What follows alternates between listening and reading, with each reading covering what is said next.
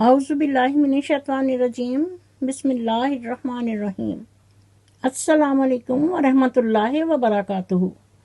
امید ہے کہ آپ سب خیریت سے ہوں گے۔ نالج ٹاکس میں خوش آمدید۔ میں اپنی ویڈیو کا آغاز کرتی ہوں خدا تعالیٰ کے بابرکت نام سے جو نہایت مہربان اور بار بار رحم کرنے والا ہے۔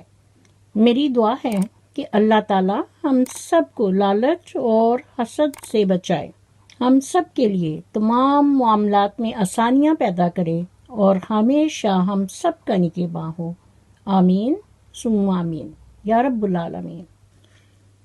میں نالج ٹاکس کی طرف سے مخاطب ہو کر کہتی ہوں، کچھ نہیں، کچھ بھی نہیں گر تیرا کردار نہیں، کچھ نہیں، کچھ بھی نہیں گر تیرا کردار نہیں، تو فلاں بن فلاں ہے یہ تو کوئی معیار نہیں۔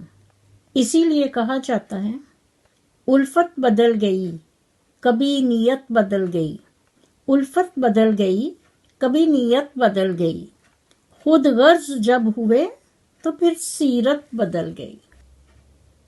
معزز ناظرین، میں علی ویر منافق سے مخاطب ہو کر کہتی ہوں، یقین رکھو کہ اللہ تعالیٰ سے کوئی چیز چھپ نہیں سکتی، نہ زمین میں نہ آسمان میں۔ اور تمہاری والدہ محترمہ اور بہن سنورہ کہتی ہیں، اونچی عمارتوں میں چھپ گیا مکان میرا، اونچی عمارتوں میں چھپ گیا مکان میرا، کچھ لوگ میرے حصے کا سورج بھی لے گئے۔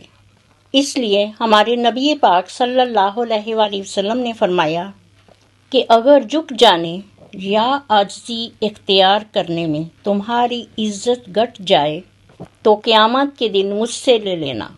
اس لیے علی ویر منافق اور منافقہ ماچھن خسری، کان کھول کر سنو اور یاد رکھنا، جتنا مرضی پڑھ لو، جتنا بھی رٹا لگا لو، سبق صرف وہی یاد رہتا ہے جو دنیا سکھاتی ہے۔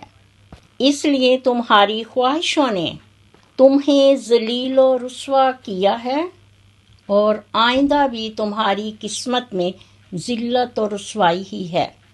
اس لیے ہسٹری اور تاریخ میں کہا جاتا ہے، خواہشیں بادشاہوں کو غلام بنا دیتی ہیں، خواہشیں بادشاہوں کو غلام بنا دیتی ہیں، مگر صبر غلاموں کو بادشاہ بنا دیتا ہے۔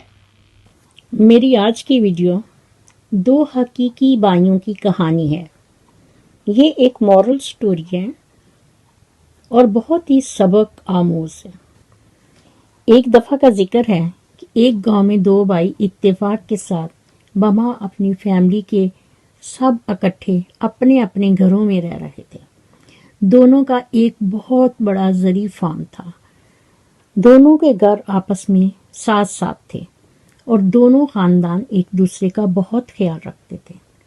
ان کے بچوں کا بھی آپس میں بہت زیادہ پیار اور سلوک تھا۔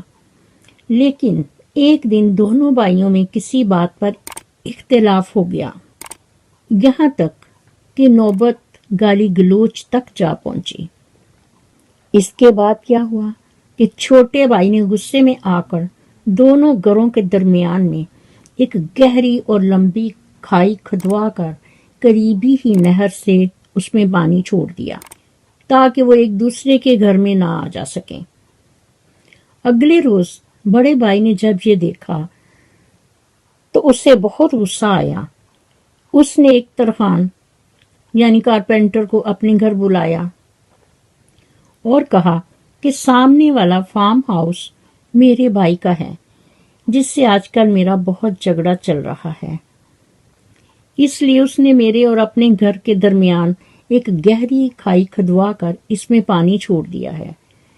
میں بھی چاہتا ہوں کہ اس کے اور میرے فارم ہاؤس کے درمیان 8 فٹ اونچی باڑ لگا دو تاکہ نہ میں اس کی شکل دیکھوں اور نہ ہی اس کا گھر میری نظروں کے سامنے آئے۔ یہ کام تم جلد از جلد مکمل کر دو اور جس کی میں تجھے منہ مانگی اجرت دوں گا۔ ترخان نے کہا، بھائی آپ پہلے مجھے جگہ دکھا دیں جہاں میں نے باڑ کو کہاں سے شروع کر کے کہاں تک ختم کرنا ہے، تاکہ ہم پیمائش کے مطابق ساتھ والے قصبے سے ضرورت کی چیزیں، سامان اور آدمی ساتھ لا کر اس کام کو مکمل کر سکیں۔ موقع ملاحظہ دیکھنے کے بعد ترخان نے بڑے بھائی کو ساتھ لے کر قریبی ہی قصبے میں گیا اور قصبہ سے انہوں نے کاریگر اور سامان وغیرہ لے کر وہ واپس آ گیا۔ ترخان نے بڑے بھائی سے کہا کہ اب آپ آرام کریں، یہ کام مجھ پر چھوڑ دیں، انشاءاللہ آپ کو کوئی شکایت نہیں ہوگی۔ ترخان اپنے مزدوروں کے سمیت سارا دن اور ساری رات کام کرتا رہا۔ صبح کو جب بڑے بھائی کی آنکھ کھلی تو یہ دیکھ کر حیران ہو گیا کہ وہاں پر 8 فٹ تو کیا 1 انچ کی باڑ کا نام بھی نہیں تھا۔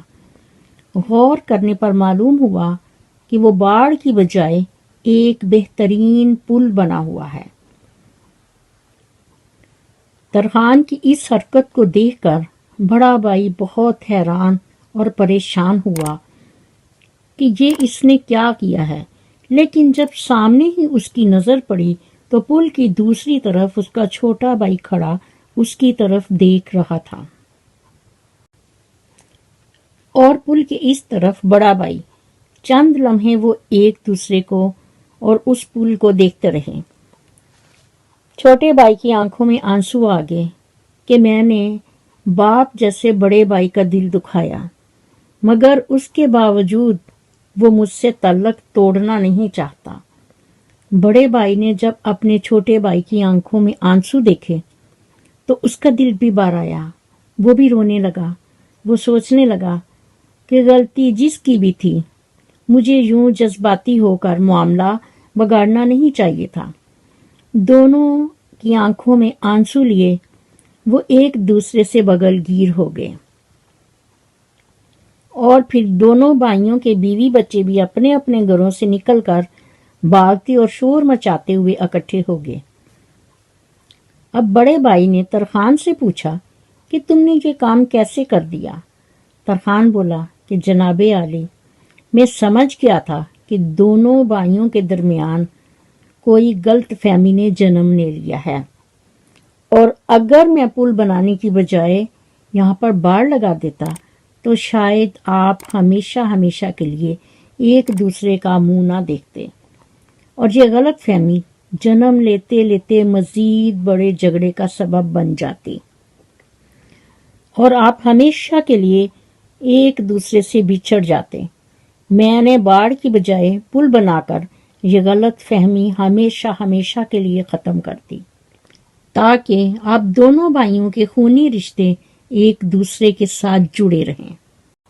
ناظرین، کہتے ہیں اناؤں نفرتوں خود غرضیوں کے ٹھہرے پانی میں محبت گولنے والے بڑے درویش ہوتے ہیں، اس لیے رشتے بڑی اہمیت رکھتے ہیں۔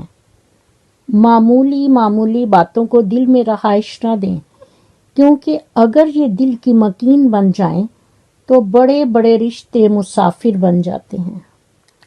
اس لیے جو شخص اللہ تعالیٰ کی رضا اور خوشنودی حاصل کرنے کے لیے لوگوں میں صلح کرائے گا، اللہ تعالیٰ جلد ہی اسے اجر عظیم سے نوازیں گے۔